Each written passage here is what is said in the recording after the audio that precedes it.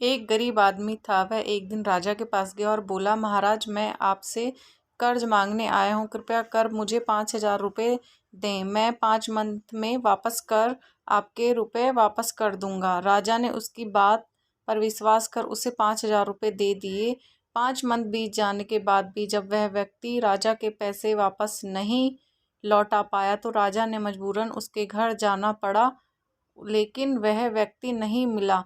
जब भी राजा वहां जाता, बहाना बनाकर उसे वापस भेज दिया जाता। एक दिन फिर राजा उस व्यक्ति के घर गया।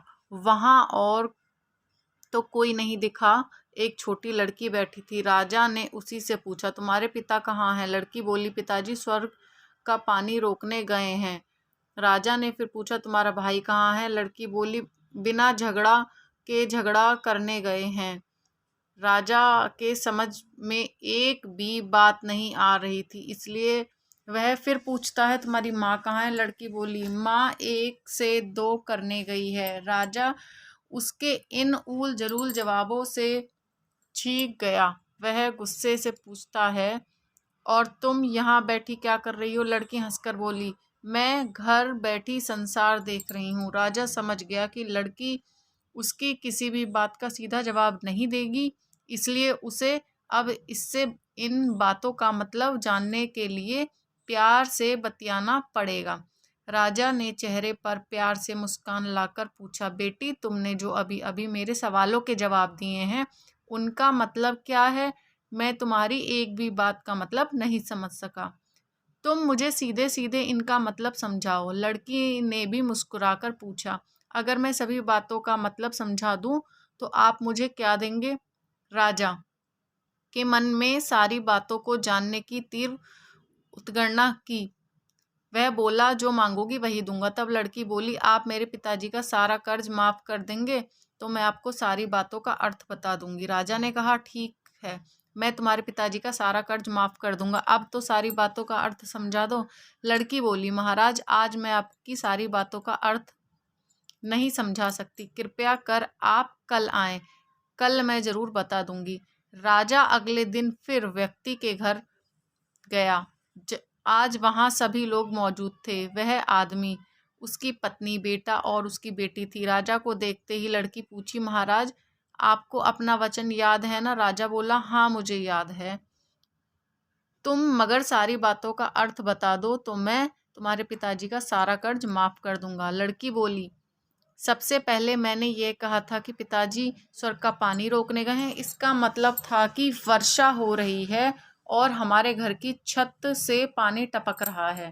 पिताजी पानी रोकने के लिए गए हैं, छत को छा बना रहे थे, यानी वर्षा का पानी आसमान से ही गिरता है और हम लोग तो यही मानते हैं कि आसमान से ही स्वर्ग है। बस पहली बात का अर्थ यही है। दूसरी बात मैंने यह कही थी, भैया बिना झगड़े के झगड़ा करने गए। इसका मतलब था कि वे रेंगनी के कांटे को काटने गए थे। अगर कोई भी रेंगनी के कांटे को काटेगा तो उसके शरीर में जहां तहां कांटा गड़ ही जाएगा, यानी झगड़ा नहीं करने पर झगड़ा होगा और शरीर पर परखच्चे आएंगी। राजा उसकी बातों से सहमत हो गया। वह मन ही मन उसकी चतुराई और प्रशंसा करने लगा। उसने उत्सुकता के साथ पूछा, और तीसरी चौथी बात का क्या मतलब है बेटी? बेटी बोली, महाराज, तीसरी बात मैंने कही थी कि माँ 1 से 2 करने गई है। इसका मतलब था कि माँ अरहर की दाल को पीसने यानी उसे 1 से 2 करने गई है। अगर साबुत दाल को पीसा जाए तो 1 का दाना 2 भाग हो जाता है, या यही कहा था। रही चौथी बात, उस समय मैं भात बना रही थी, उसमें से एक चावल निकाल कर देख रही थी कि भात पूरी तरह से पका या नहीं। इसका मतलब है कि मैं एक चावल देखकर ही जान जाती हूँ कि पूरा चावल पका है या नहीं। अर्थात चावल के संसार में जो घर बैठी देख रही थी। यह कहकर लड़की चुप हो गई। राजा सारी बातों का अर्थ जान चुका था।